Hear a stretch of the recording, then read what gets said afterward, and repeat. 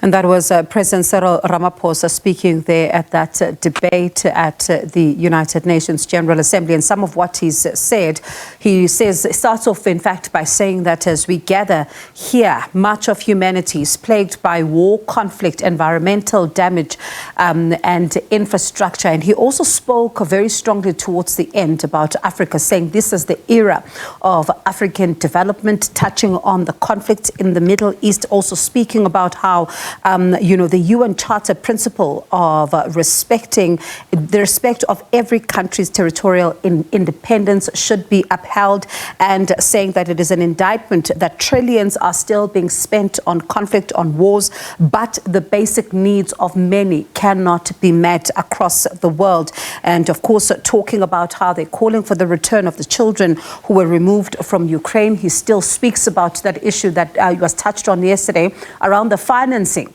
when it comes to the SDGs and meeting those particular targets, saying that those targets are at risk right now, looking at the conflicts. But let's get some analysis now and reaction to what he's had to say. Professor David Monyae, UJ Center for Africa-China Studies Director, and SABC News International Editor Sophie Mokoena join us live now. Thank you so much to you both for your time. I'll start with you, Prof. Did the President's speech rise to the occasion? Oh, indeed. This is a well-crafted speech.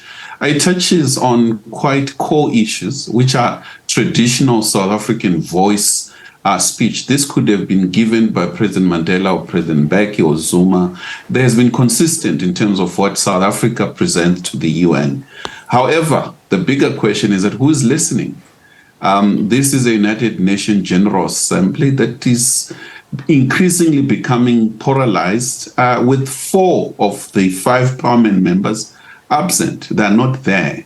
And the bigger question is, we are saying all what is supposed to be said, but no one out there is listening. The UN is increasingly becoming toothless on key issues affecting global peace and security. It's important that President is at UN at the moment. But it's just beyond just UN as multilateral. I think in my own view, it has to do with AGOA and all other factors in terms of South Africa's own national interest. Sophie?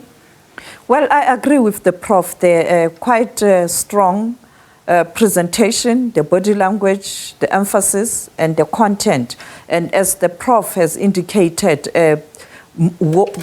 this is a continuity. You could see a continuation of what South Africa has been all about at the world stage, on issues of peace and security, on social issues, women issues, development, and particularly peace and security. And I think it was indeed a speech that spoke to the interest not only of South Africa, but of the continent. And this is what we are used to when South Africa is speaking in these multilateral fora.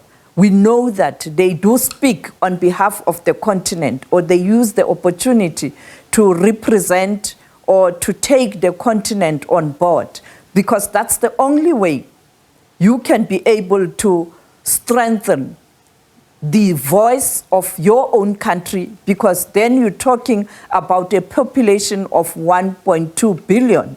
If we do it country by country, you are just a small fish in a very big pond. And therefore, I think that's what he did. When you look at, he spoke about the meeting with the Ukrainian president, and he was clear that South Africa is not moving in relation to diplomacy. He spoke about the coups on the continent, and also talking about those friends who are still being oppressed. Western Sahara, you talk about Palestine, Cuba, and also looking at the transformation of this important organization, the United Nations, particularly the Security Council. Yes, and of course he was touching on that and even talking about issues even around gender transformation, saying, look around, you are only seeing mostly men here, and it is time that the woman voice is represented in some of these particular gatherings. Prof, he's talking very tough even about what is happening on the continent, what about is happening even beyond, talking about even the issue of sanctions, especially when it comes to our neighbor, Zimbabwe, and he says that continues to have an impact on South Africa. Oh, indeed. I think that was put quite clearly.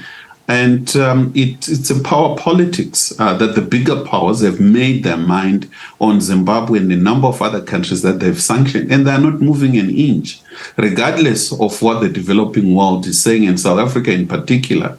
And coming back to Ukraine, I mean, I would have preferred the more emphasis on African conflicts, and Ukraine issue come at the tail end of the speech. But nonetheless, I think he made clear statements that we've registered some gains since the visit to Ukraine and also to Moscow.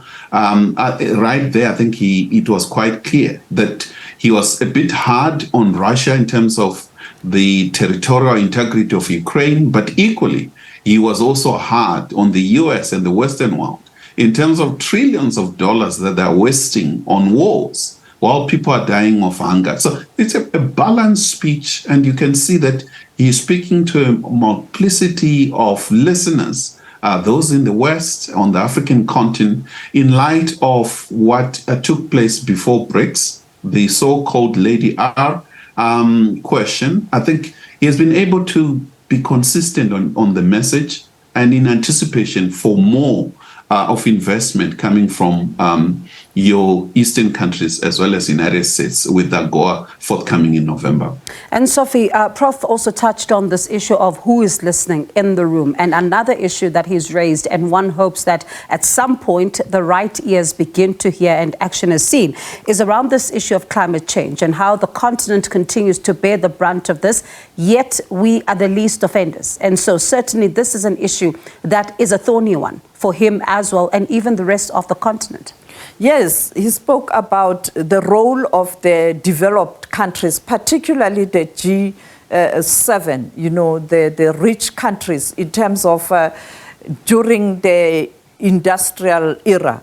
They came here, they did what they did. Today, we are the ones who are suffering when we didn't even benefit, or we are not responsible for that. And he spoke about this 20 hot spots. Shocking. I think it's a shame to the developed countries that out of the 20 hot spots where climate change is really ravaging countries, the hot spots, 17 are on the continent.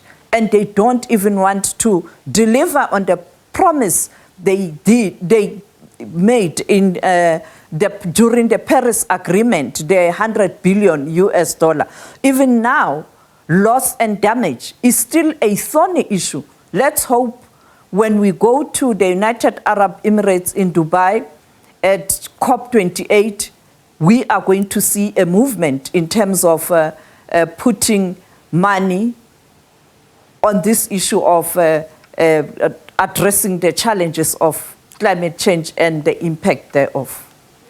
All right, let me thank you both for this analysis. Of course, there's going to be a lot of, unpacking to be done, especially at the speech. It was touching on various aspects that are quite important, looking at what is happening around the world and here on the African continent. Let me thank you both for your time. That is Professor David Monyae, UJ Center for Africa-China Studies Director, as well as SABC News International Editor, Sophie Mokoena.